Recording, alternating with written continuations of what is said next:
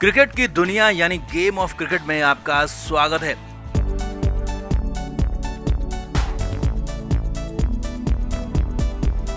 मुंबई में खेले गए पहले टी20 मैच में भारत ने श्रीलंका को 2 रन से रोमांचक अंदाज में हरा दिया। हरा क्या दिया, भारत ने आखिरी मौके पर लंका का जीता हुआ मैच लंका से ही छीन लिया, लंका के मुंह से निकाल लिया। और वो था आखिरी ओवर जिसमें ये सब कुछ हुआ, क्योंकि 19वें ओवर ने तो एक बार फिर से मैच हरा ही दिया था और 20वें ओवर में भी छक्का पड़ गया था। मैच भारतीय टीम हार चुकी थी, फैंस रोने लगे थे, मगर फिर बाजी ने पलटी खाई। हार्दिक पांड्या ने अक्षर पटेल से जो आखिरी ओवर कराने का जुआ खेला था वो काम कर गया और टीम इंडिया 2 रन से जीत गई। तो सिलसिलेवार तरीके से आपको दिखाते हैं आखिरी ओवर का पूरा थ्रिल, कैसे जीत गया भारत। बॉल बाय बॉल आखिरी ओवर में क्या क्या हुआ सब कुछ आपको दिखाते हैं, बताते हैं। आप भी इस वीडियो को शेयर करें और कमेंट करके इस जीत पर, अक्षर पटेल की बॉलिंग पर, हार्दिक पांड्या की कप्तानी पर अपनी राय जरूर दें।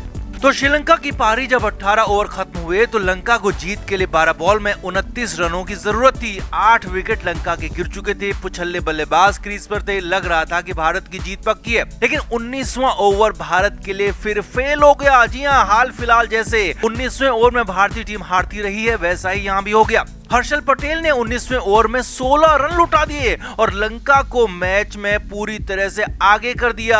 अब लंका का पलड़ा पूरी तरह से भारी था। आखिरी ओवर में जीत के लिए सिर्फ 13 रनों की जरूरत थी, यानी कि एक बड़ी हिट और मैच खत्म। अब आखिरी ओवर में छक्का भी लग गया। जी हां, बड़ी हिट लग गई थी। तो आपको सिलसिलेवार तरीके से बॉल बाय बॉल दिखाते हैं। आखिरी ओवर के लिए हार्दिक पांड्या के अलावा किसी और तेज गेंदबाज का ओवर बचा नहीं था, लेकिन हार्दिक खुद बॉलिंग करने नहीं आए। अक्षर पटेल को बॉल थमा दी। अब स्पिनर को बॉल थमाना हैरानी भरा था और वहीं पर हार पक्की भी दिखने लगी। अब बॉलिंग पर आते ही अक्षर पटेल ने पहली ही बॉल वाइड डाल दी, यानी कि वैसे ही रनों की कंगाली थी और अक्षर ने कंगाली में आटा गीला कर दिया था। दूसरी बॉल, लेकिन जो कि पहली लीगल बॉल थी, रजिता ने उस पर 1 रन ले लिया और ऑलराउंडर करुणारत्ने को स्ट्राइक दे दिया। अब भी मैच फंसा हुआ था क्योंकि अब 5 बॉल में 11 रनों की जरूरत थी। दूसरी लीगल बॉल करुणारत्ने ने डॉट खेल दी, जो कि ऑफ साइड में थी और वाइड समझकर करुणारत्ने ने छोड़ी, लेकिन वो बॉल बिल्कुल लाइन पर थी और अंपायर ने वाइड नहीं दी। हालांकि करुणारत्ने ने इस पर नाराजगी जरूर जताई। तीसरी बॉल करुणारत्ने ने बड़ी स्ट्राइक कर दी। अक्षर पटेल की लॉलीपॉप बॉल पर छक्का मार दिया। जी हां, बेहद आसानी से बैट पर आई शॉर्ट बॉल को मिड विकेट पर लंबा छक्का मार दिया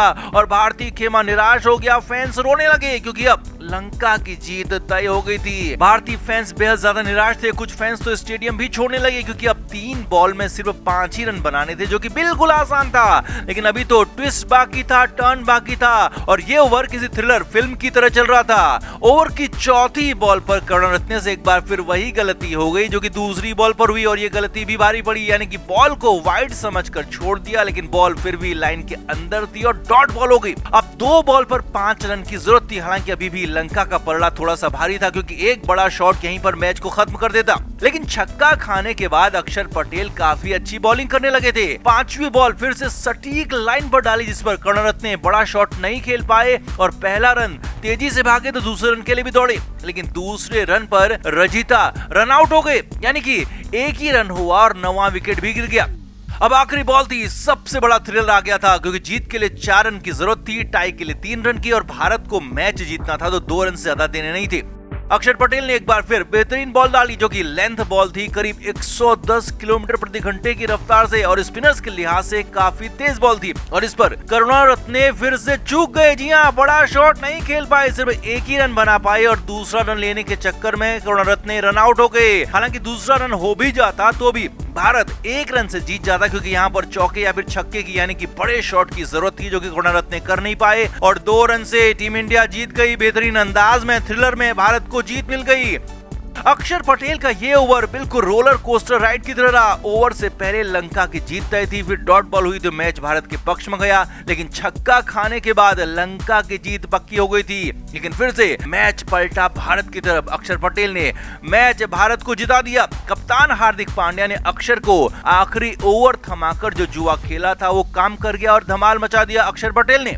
अब ये मैच और ये ओवर सालों साल तक याद रखा जाएगा, क्योंकि लंका के जबड़े से भारत ने मैच को छीन लिया। हालांकि मैच के बाद कप्तान हार्दिक पांड्या ने कहा कि वो इस यंग टीम को चैलेंज देना चाहते थे, इसीलिए आखिरी ओवर में खुद बॉलिंग करने नहीं आए और अक्षर पटेल को बॉल थमाई ताकि बड़े मैचों के लिए ये यंग टीम तैयार हो सके। लेकिन सच तो ये भी है कि मैच के दौरान ही हार्दिक पांड्या कुछ चोटिल भी थे और बॉलिंग करने में हो सकता है वो सक्षम भी ना हो, और इसीलिए अभी उनकी पूरी रिपोर्ट आना बाकी है। लेकिन हार्दिक ने ये जरूर कहा कि वो टीम को चैलेंज देना चाहते थे। अब जो भी हो, मैच जबरदस्त रहा और उससे भी जबरदस्त रहा ये आखिरी ओवर अक्षर पटेल वाला। तो आपका इस जीत पर, इस फाइनल ओवर पर अक्षर पटेल की बॉलिंग और हार्दिक पांड्या के फैसले पर क्या कहना है, कमेंट करके जरूर बताएं और वीडियो को अभी कभी शेयर भी करें।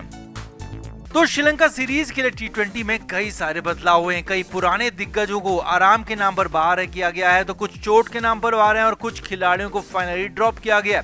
अब ऐसे 6 खिलाड़ियों को बकायदा फोन बीसीसीआई की तरफ से किया गया, वो हम आपको बताते हैं। पहला नाम है ऋषभ पंत। जी हाँ, ऋषभ पंत को टी20 के साथ साथ वनडे टीम से भी बाहर कर दिया गया है, जबकि कुछ महीने पहले ऋषभ को साउथ अफ्रीका के खिलाफ घरेलू सीरीज में टी20 में कप्तान भी बनाया गया था और पंत को फ्यूचर कप्तान कहा जाता रहा था। लेकिन अब पंत टीम से बाहर हैं और पंत को बीसीसीआई की तरफ से फोन किया गया। जी हाँ, पंत को फोन पर कहा गया कि वो फिलहाल श्रीलंका दौरे पर लिमिटेड ओवर की टीम में शामिल नहीं है और टेस्ट मैचों के अच्छे प्रदर्शन के बल पर उन्हें लिमिटेड ओवर यानी कि टी20 और वनडे में सेलेक्ट नहीं किया जा सकता। उनका वनडे टी20 फॉर्म खराब है, लिहाजा वो टेस्ट मैच जरूर खेलेंगे लेकिन वनडे और टी20 नहीं। और इसी के बाद ऋषभ पंत दुबई चले गए थे महेंद्र सिंह धोनी के पास। अब यहाँ पर ईशान किशन और संजू सैमसन को बतौर विकेटकीपर टीम में चुना गया है और दोनों में से एक ने भी अच्छा खेल दिखाया, तो फिर ऋषभ के लिए टी20 टीम के दरवाजे लंबे समय तक के लिए बंद हो सकते हैं। दूसरा नाम है केएल राहुल। जी हाँ, पिछली सीरीज तक उपकप्तान रहे केएल राहुल को भले ही टी20 से छुट्टी देने की बात कही जा रही है, मगर फोन केएल राहुल को भी गया था और राहुल को बताया गया कि वो अब टी20 के प्लान में, सेटअप में शामिल नहीं है और टी20 में फिलहाल उनके नाम पर विचार नहीं किया जाएगा।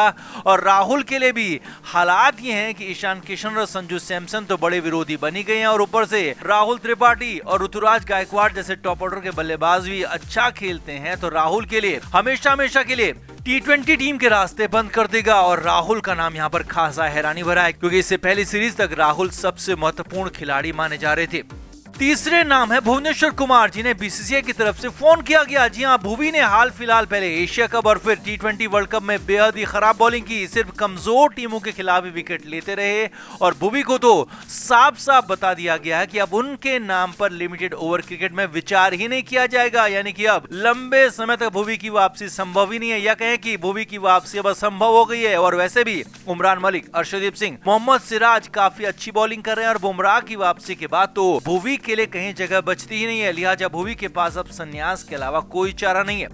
चौथे खिलाड़ी है मोहम्मद शमी। जी हां, शमी को भले ही वनडे टीम के लिए चुना गया है, लेकिन टी20 टीम के ऐलान से पहले शमी को भी बीसीसीआई की तरफ से कॉल किया गया और बताया गया कि वो अब टी20 के सेटअप से पूरी तरह बाहर हैं। टी20 के सेटअप में उन्हें नहीं सोचा जाएगा, युवा खिलाड़ियों को मौका दिया जाएगा और इसीलिए टी20 के बाहर, टी20 से अलग वो अपने रास्ते तलाशें। पांचवें नाम है विराट कोहली। जी हाँ, सबसे बड़े नाम, सबसे बड़े दिग्गज, सबसे बड़ा चौंकाने वाले नाम विराट कोहली का ही है और विराट कोहली को भी सिलेक्शन से पहले टीम मैनेजमेंट की तरफ से, या कहें कि बीसीसीआई और चयनकर्ताओं की तरफ से फोन किया गया और विराट कोहली ने छुट्टी ली नहीं है, बल्कि विराट को छुट्टी दी गई है। विराट कोहली को भी वनडे और टेस्ट मैचों में फोकस करने के लिए कहा गया है। हालांकि टी20 वर्ल्ड कप में विराट ने बेहतरीन खेल दिखाया था, लेकिन विराट को अब बीसीसीआई टी20 कम और वनडे मैच ज्यादा खिलाना चाहता है। ऐसे में भले ही विराट टी20 से संन्यास भले ही ना लें, लेकिन विराट टी20 इंटरनेशनल मैचों में अब काफी कम ही खेलते हुए नजर आएंगे और ये विराट कोहली को साफ साफ बता दिया गया है और विराट कोहली का नाम यहाँ पर खासा हैरान करने वाला है।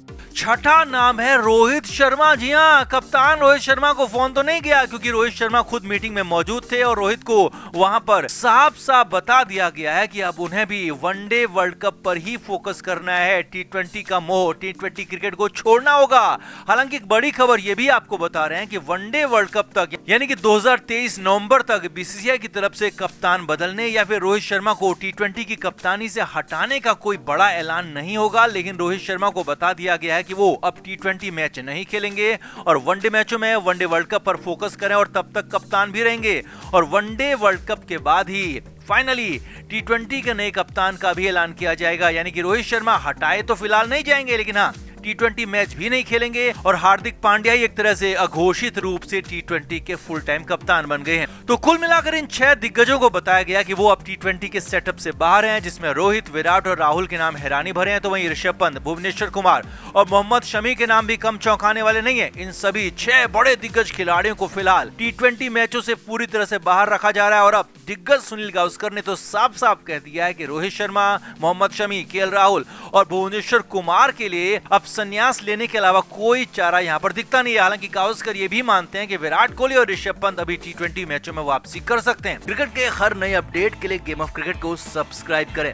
और उसके बाद बेल आइकन को प्रेस करना ना भूलें, ताकि सिर्फ आपको मिले गेम ऑफ क्रिकेट की हर खबर सबसे पहले।